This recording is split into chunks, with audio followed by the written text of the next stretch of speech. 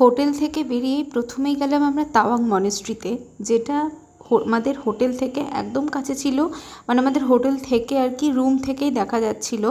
তো এটা হলো তাওয়াংয়ের সব থেকে পুরনো একটা মনেস্ট্রি। তারপরে সেখান থেকে বেরিয়ে আমরা গিয়েছিলাম আরও একটা মনেস্ট্রিতে। বেশ কিছুক্ষণ ঘোরাঘুরি ছবি তোলাতুলি করে সেখান থেকে দেখতে পেলাম সন্দীপ ব্যস্ত রয়েছে ফুটবলে, মানে ওখানে মেসি না রোনাল্ডো ফ্যান শুনে, ও রোনাল্ডো ফ্যান শুনে সঙ্গে সঙ্গে মাঠে নেমে পড়েছে, ওদের সাথে কিছুক্ষণ টাইম স্পেন্ড করলো। যাই হোক, তারপর আমরা সেখান থেকে ফিরে খাবারের দোকান খুঁজছিলাম, যেটা গোটা দিরাং পুরো তাওয়াং আমরা খুঁজেছি তন্দুরি চিকেনের জন্য বা কাবাব টাইপের কিছু, কোথাও খুঁজে পাইনি, মানে চিরুনি তল্লাশি করেছি তাও পাইনি। কিন্তু দিরাং বস্তিতে এই একটাই দোকান ছিল যেখানে তন্দুরি করে, আর কোথাও করে না। যাই হোক, তারপর আমরা ধীরে ধীরে নিচের দিকে নামছিলাম।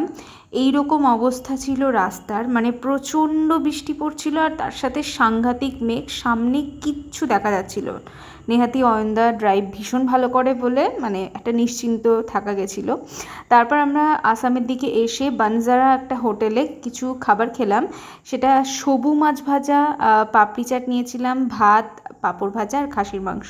এরপরে আসামে এসে আমরা কি করলাম সেটা দেখতে হলে চ্যানেলটা অবশ্যই সাবস্ক্রাইব করো, আর লাইক শেয়ার করতে একদম ভুলো না। চলো টাটা।